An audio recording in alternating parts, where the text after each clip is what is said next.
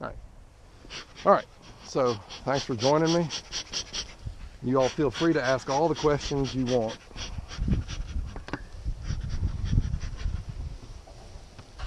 The smoker, why, how? The smoker interferes with the bees' ability to communicate alarm to one another. So they use pheromones for communication, as well as dance language. And smoke just keeps the one bee that you mash from getting the whole hive excited. And our bees are not as gentle as some other people's bees, but on the other hand, they're pretty hardy and they thrive despite pests and pathogens, and we don't even use chemical treatments like most other beekeepers do. Someone posed the question earlier about colony collapse disorder and what's causing that. Still something of a mystery. As I said, my favorite hypothesis, I think supported by more evidence than most of them, is that it's probably pests and pathogens. A number of different exotic honeybee viruses that are vectored by varroa mite. So I've gone into the bottom. Notice that I didn't start pulling combs out of the top hive body. I split the hive apart. When was the last time you were in this hive? Sorry. I don't know. I think I popped the lid on it and put a extra deep on top of it because I had some queen cells I wanted to incubate and keep warm. Put on top of this hive, but it's been a while. Okay. So that's a beautiful comb of sealed brood. Okay? So this is larva that's been capped, and metamorphosis is happening underneath that cap. I'm going to pass this comb around. I want you all to grasp it. Take a look at how I'm holding it. Okay, in bar, grasp tightly, firmly. Okay, not too tight. You want to be able to spin it like that. Use your index finger or your middle finger to support under the top bar as you spin it, because you want to be able to look from one side of the comb to the other. There's a rim of pollen around there. There's some younger larvae around the margins. It's mostly sealed brood though, and that's a sign of a really healthy queen. Okay, and we've also got one big fat drone walking around the middle of the comb there. That's a drone. Okay, see how much bigger the daddy bees are. All right, and there's honey obviously in the comb that we pulled apart. See that? That's fresh nectar that they're bringing in and ripening.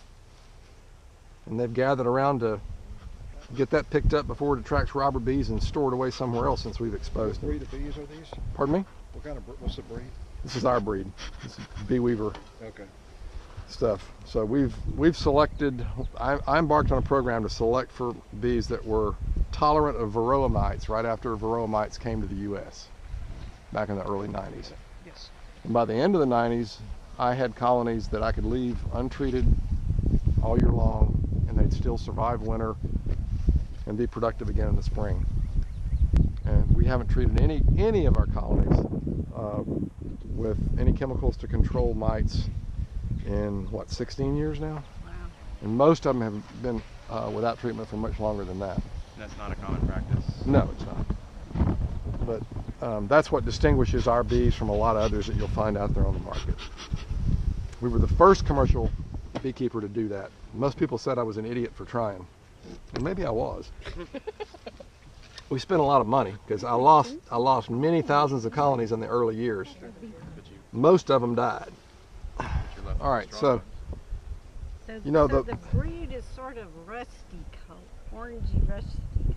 Is that what you would say? well, I mean, this is brood, all that. Okay, that's all sealed brood. Okay. The larvae around the margins are going to be like little white caterpillars down in there. We're going to find a comb that's got better larvae on them. What's hanging off? That's a piece of beetle begone, okay, that traps hive beetles. Okay, we put those sheets in there. See those hive beetles that are captured in that? It's a mechanical trap. Okay. There's no pesticide in it, right? It just happens to be that the fibers are just the right size to catch the spurs on the hive beetle's feet, so they get stuck in that, they can't move. And the bees or me, one of us will come along and kill them. If you didn't have those, what do the beetles, I mean, do they make their own nest in there and the bees don't bother them? Is that how they kind of... No, they are very much a problem. They can explode and turn the whole hive into a slimy mess because they consume the brood and the pollen. And the bees don't attack them though? They don't. Well, they try to herd them up into little pens that they make out of propolis and keep them in the corners, but Hive beetles are tricky. They operate in the dark. Obviously, the inside of the hive is very dark. And hive beetles have developed this behavior where if a bee approaches them head on, they reach out with their antenna and they mimic the antennations of a baby bee that's just emerging from the cell.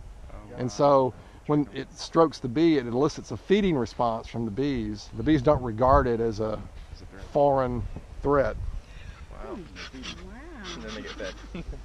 And because the beetles live in the same hive matrix, bees use the ratio of long chain fatty acids that are found in the wax to recognize their nest mates. And the hive beetles smell the same too, because they're in contact with that same wax. All right, so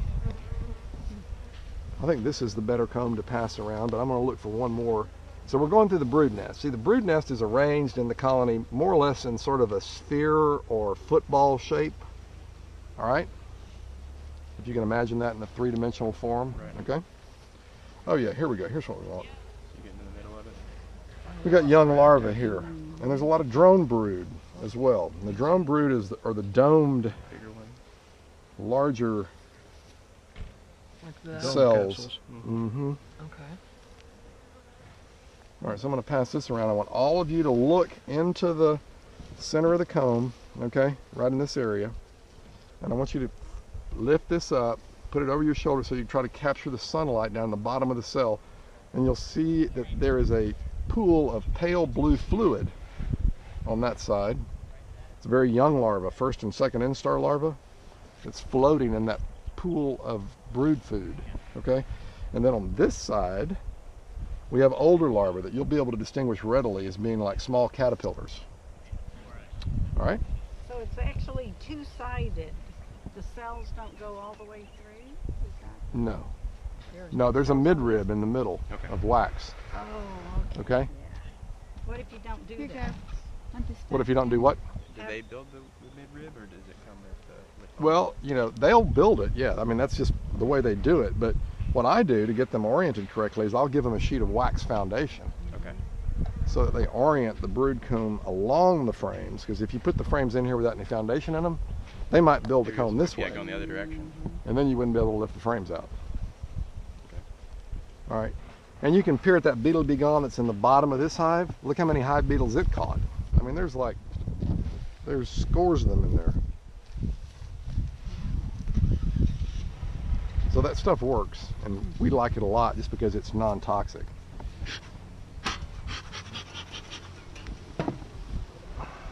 So this is a really healthy hive of bees. It's configured the way I'd like for it to be. All right, now this by contrast is a comb that's almost completely pollen with a little bit of honey around the edges. Here's the honey right there. Do you see how it looks a little different than brood? Almost the same color, but the capping looks different. Okay? All right. So we can pass that around. You can take a look at that as well.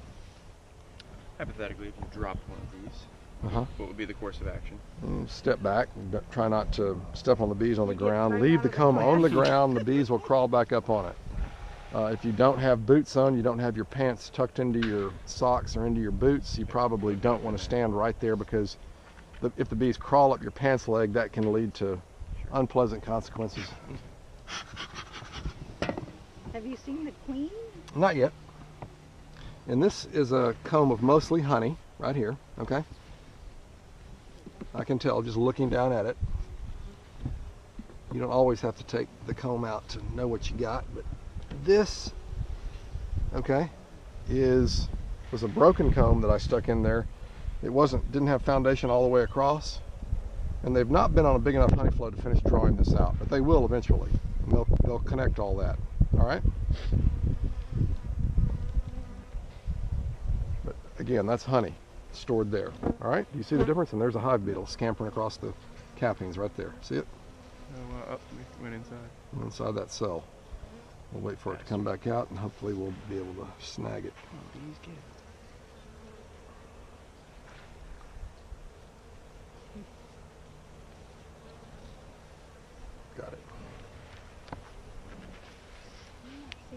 green liquid. We're having a hard time with that? Okay, well here, let's tell me about that so that we can back up and get it right.